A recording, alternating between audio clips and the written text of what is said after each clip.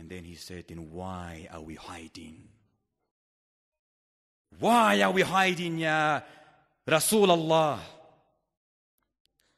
And then the Prophet ﷺ said, what do you think we should do, ya Umar? And he would always seek advice from Umar. Umar said, ya Rasulullah, I say we leave this room, this concealment, this inconspicuousness.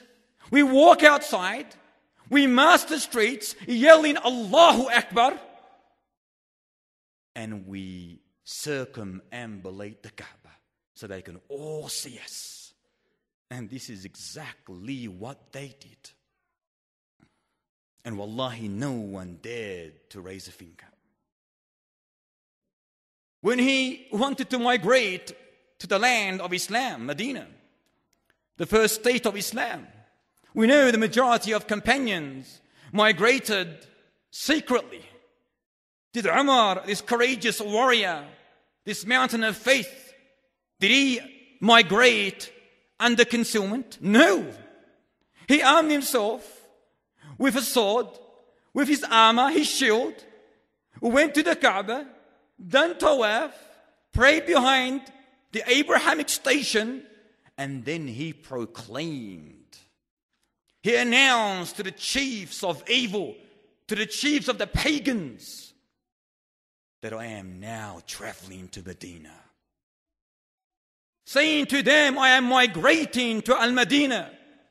And then he said, whoever wants his mother bereaved, or his orphans a widow, their children orphans, or their wives widows, let them follow me behind the wadi, the valley.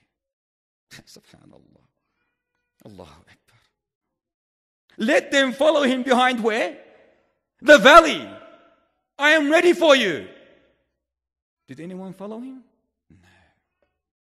Not a single soul. When he was traveling to Syria in the company of Abu Ubaidah radiyallahu ta'ala an, they came to a ford, which is a shallow part of a river.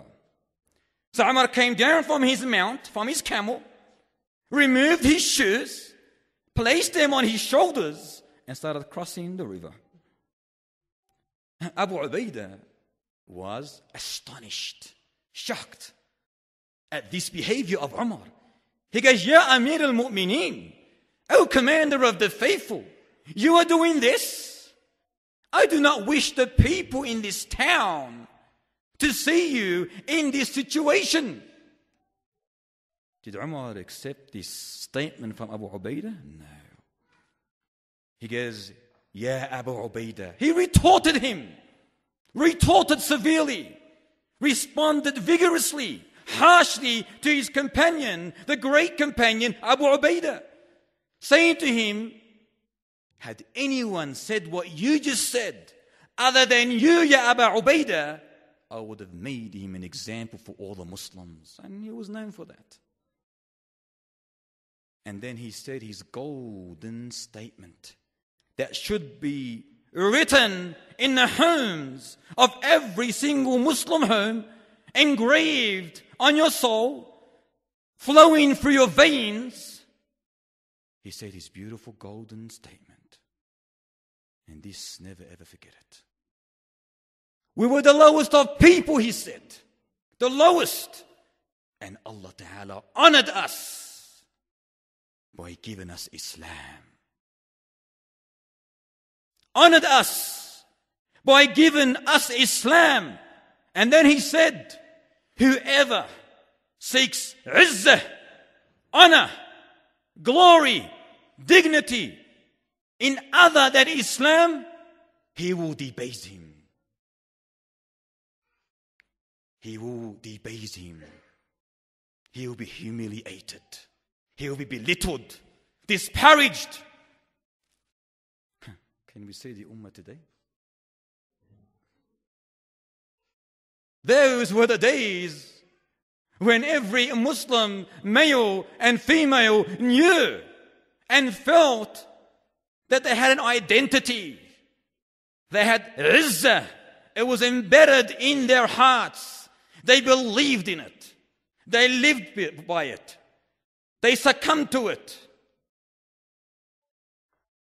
And we all have heard the cry of the Muslim woman who was taken by the Romans as a prisoner.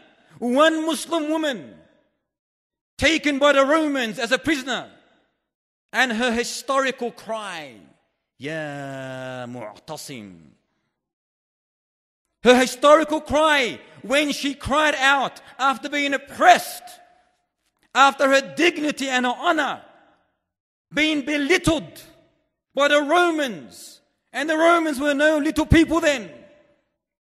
Then Al-Mu'tasim heard the cry of his sister, knowing he had a responsibility. He was the Khalifa of that time of the Muslims.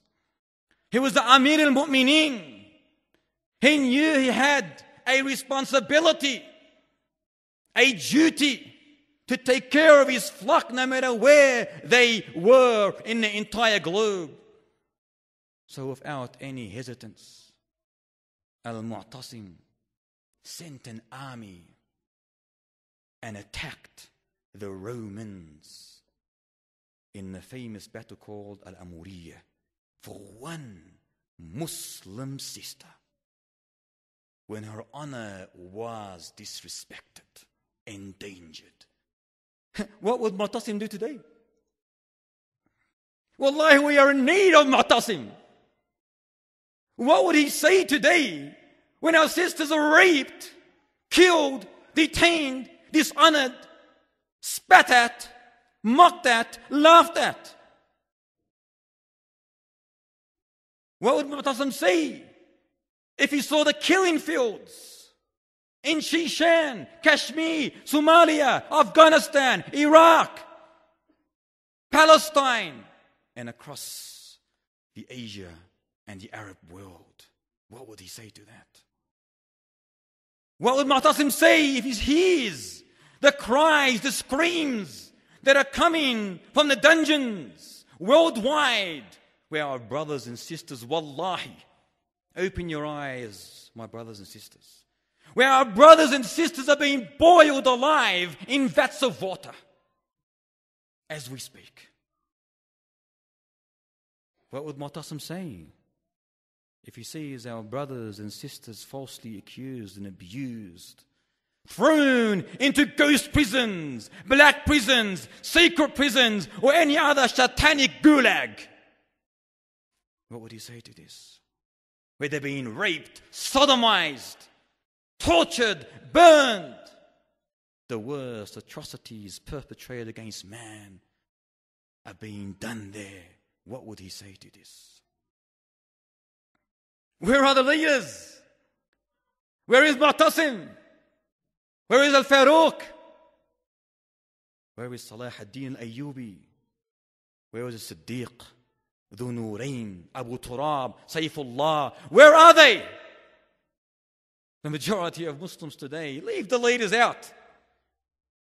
The majority of us are screaming and shouting at pleasure domes, where our sisters in the aisles are going crazy, dancing, laughing, screaming in so-called Islamic venue concerts, attending the Islamic boy bands or nasheed artists who are creeping around the world and poisoning the masses. That's where the Muslims are, screaming and shouting for them. Subhanallah, you all know the greatest military general ever to be known in history, Salah ad-Din al-Ayyubi. He was once asked, Ya Amir, why do you not smile? He was asked by his people, Ya Amir, why do you not smile? Listen to his response. He said, how can I smile while Masjid al-Aqsa remains under crusade occupation? How can I smile, he said, when Masjid al-Aqsa remains under crusade occupation. What if Salah ad-Din came here today and saw the state of Palestine? Leave the rest of the world. He would not smile because of the occupation, not of Palestine, but the Aqsa itself. Imagine Salah ad-Din was amongst us today.